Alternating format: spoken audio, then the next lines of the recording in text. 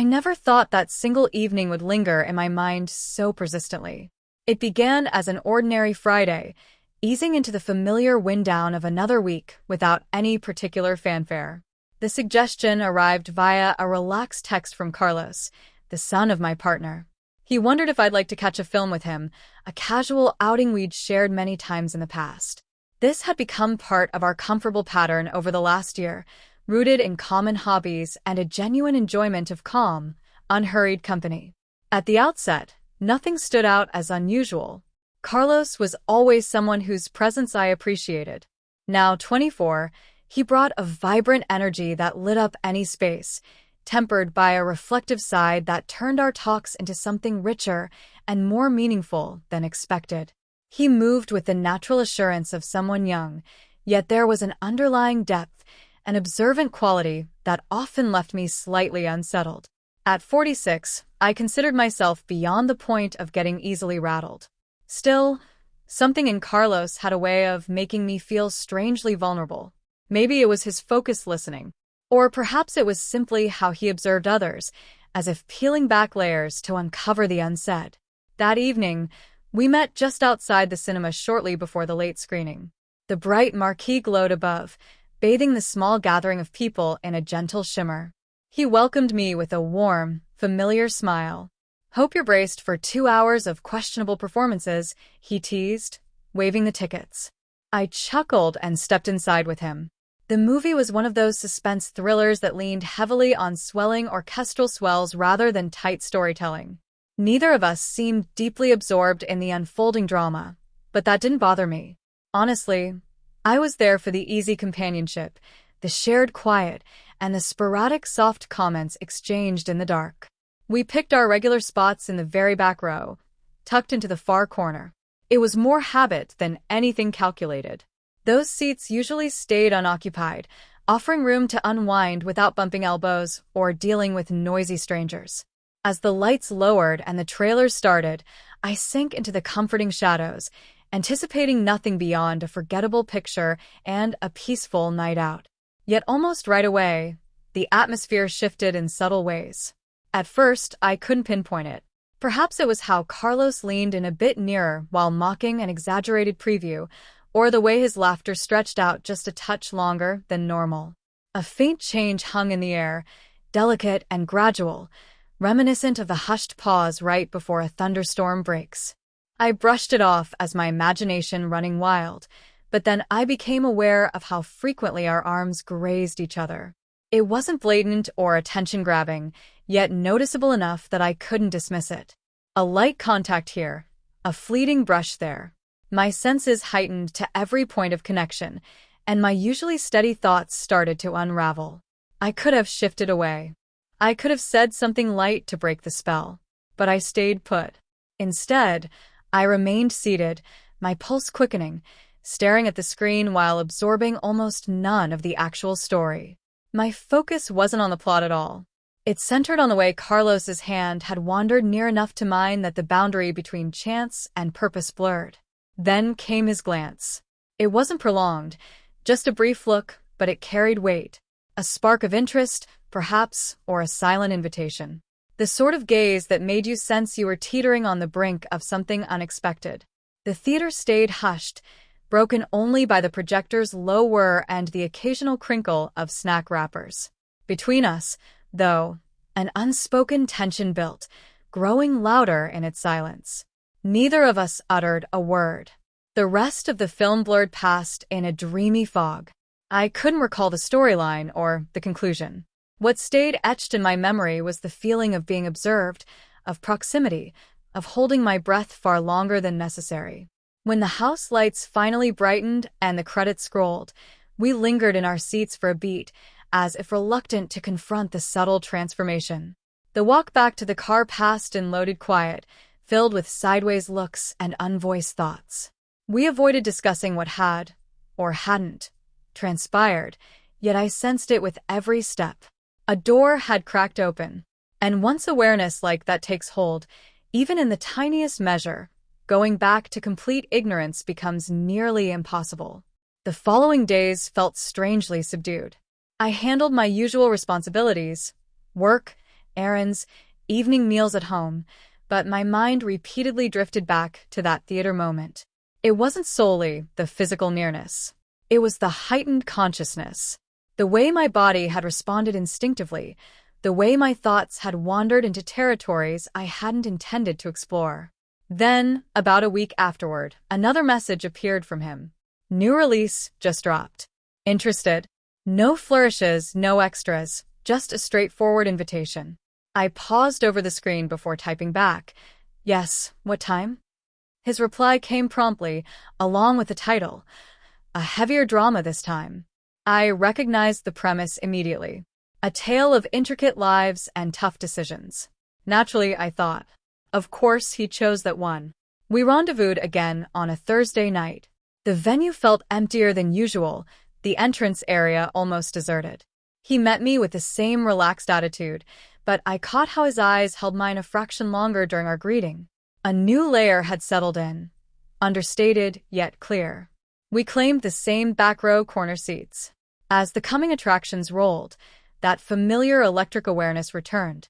Not unease, but a peculiar, vibrant attentiveness to his nearness, to the narrow gap separating us, to how my posture seemed to tilt instinctively toward him. The feature started. The screen filled with serene vistas and measured conversations. I attempted to concentrate, but my mind kept veering off course. Midway through a scene depicting two figures trapped in strained quiet on screen, I sensed it once more, his hand hovering close. He didn't seize it or force contact. He simply positioned it nearby, near enough for the warmth to radiate, near enough to confirm it was intentional. And I didn't withdraw.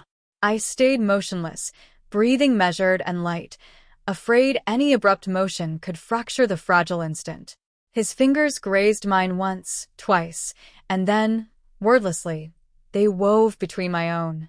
Such a basic act, yet it carried the weight of revelation. We never turned to face each other.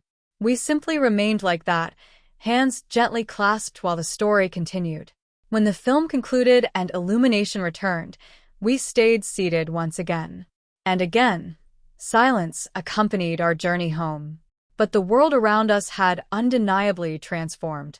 The period after that second outing felt even more hushed than anticipated. Not externally, the daily bustle continued. Notifications chiming, kitchenware rattling after supper, the distant drone of the television. Internally, though, a profound realignment had occurred. I kept revisiting that instant of interlaced fingers, the subtle pressure of his palm, as if pulling it from some half-remembered reverie I wasn't meant to revisit. It lacked spectacle. No sweeping gestures, no dramatic soundtrack, just a understated, mutual recognition that had emerged without fanfare. Yet its presence was undeniable. It now occupied the space between us, a quiet companion during family dinners, corridor encounters, and glances that stretched a heartbeat too long. At home, we maintained our everyday facade skillfully. Carlos remained his typical self, affable, supportive, radiating the effortless poise that youth and self-assurance bring. But every so often, I'd notice him studying me, his expression steady and enigmatic. And instantly, warmth would flood my face, that familiar flutter stirring in my chest. I attempted to persuade myself it was all exaggeration, that I was projecting meaning where none existed, inventing cues from thin air. Yet in my core, I recognized the truth. A process had been ignited. Several days on, I returned home to discover a small folded note on the kitchen surface. The handwriting was unmistakable. Friday, 9:30. Same spot. No signature, no explanation required. My pulse raced as I tucked the paper into my pocket. By Friday, I had mentally rehearsed countless versions of how the night might unfold. Maybe we'd endure the screening and act as if nothing had evolved. Maybe light banter would follow on the ride back. Or perhaps we'd confront the shared knowledge through looks and proximity alone. I reached the theater a bit ahead of schedule. Carlos waited already, casually propped against the exterior wall, hands buried in his coat. His smile upon seeing me eased the tightness in my gut somewhat.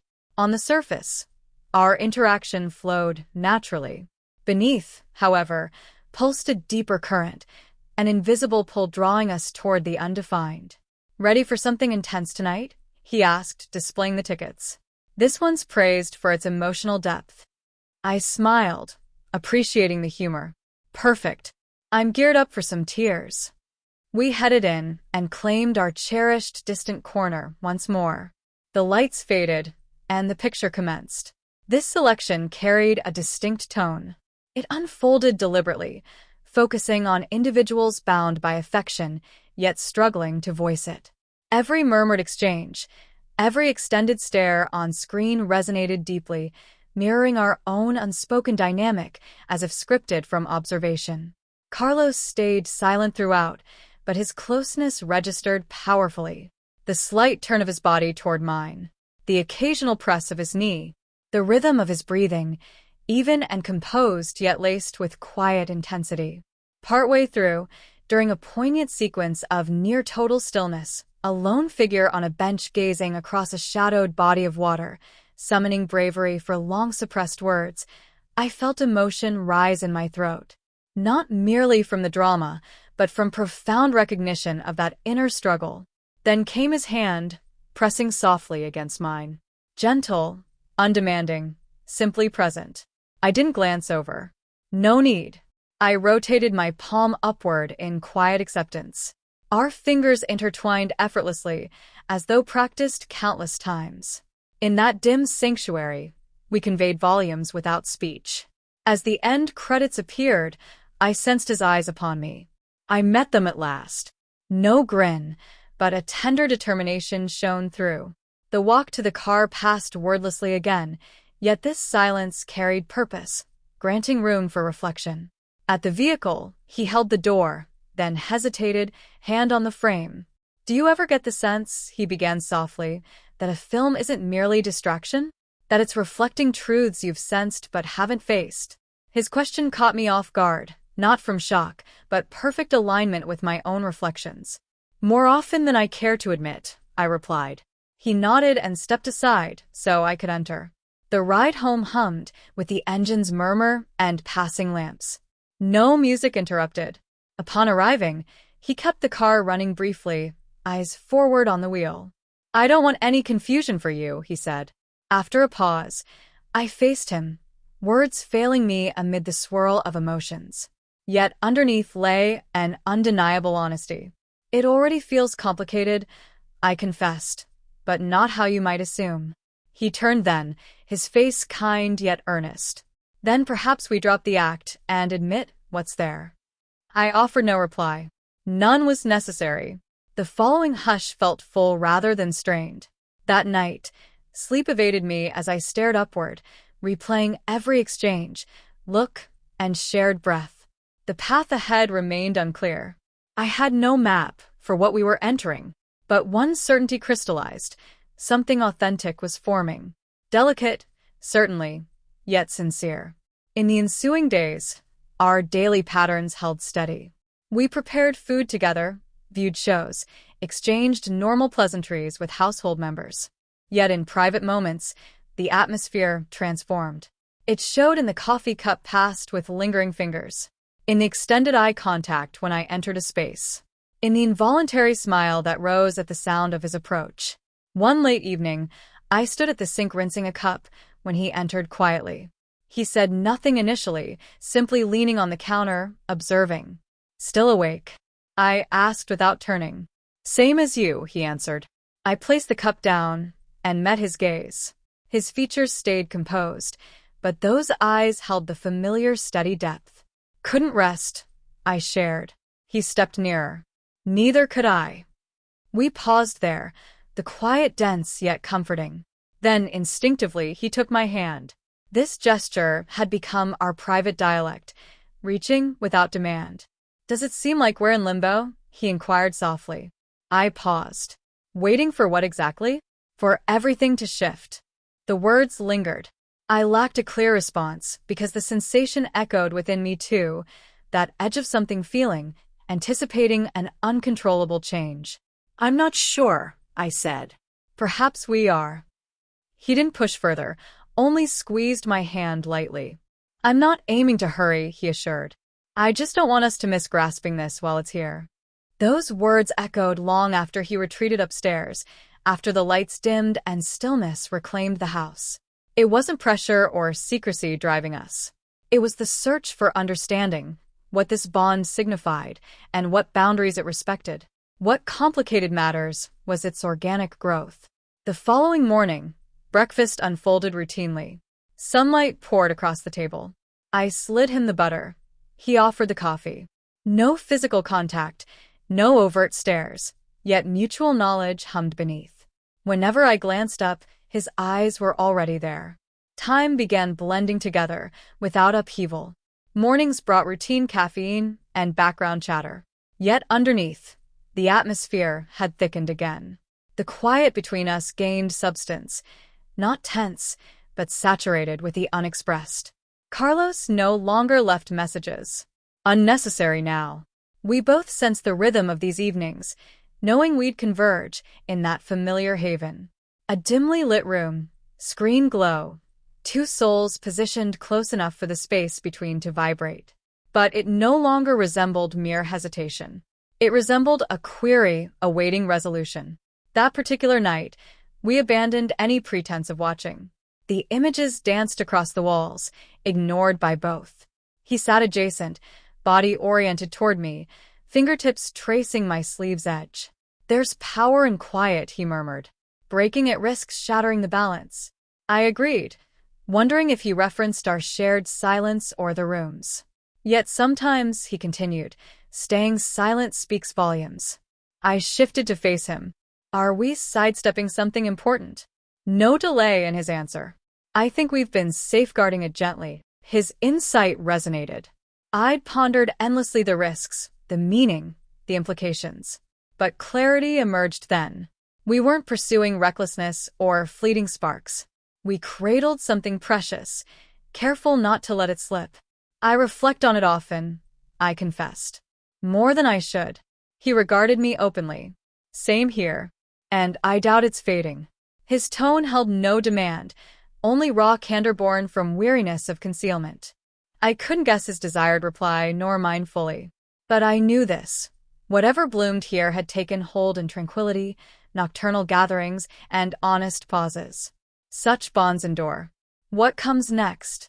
I wondered aloud. Carlos reclined, hands clasped. That decision isn't mine alone. I inhaled deeply. I realized that. The film concluded unnoticed. Darkness enveloped the room, yet we stayed rooted. "You matter to me," he said eventually. I studied him closely. "You matter to me as well." Voicing it lent weight and fragility simultaneously. He nodded, gaze lowered. "I won't complicate your world further. It's already layered," I whispered. "But none of that stems from you." He lifted his eyes. "Then share what you require." A straightforward plea, yet my response defied simplicity. Time? Distance? A method to nurture this without disruption? Simultaneously, I craved recognition of its significance. Denial would dishonor it. "Could we simply breathe?" I suggested. "Not abandon or ignore it, just cradle it softly until its shape becomes clear."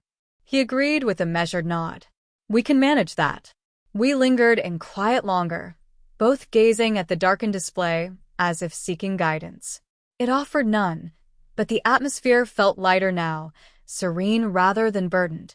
As I rose, he followed. "I'm grateful we found this space," I said, indicating not only the couch but the accumulation of shared moments and trust. "Same," he echoed. At the threshold, I paused. "Sleep well, Carlos."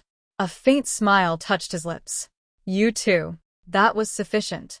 I moved down the corridor, steps light, mind calmer than in recent weeks. No remorse clouded me. No turmoil remained. Instead, a gentle tranquility settled. Even absent full resolution, we had approached this connection with respect and mindfulness.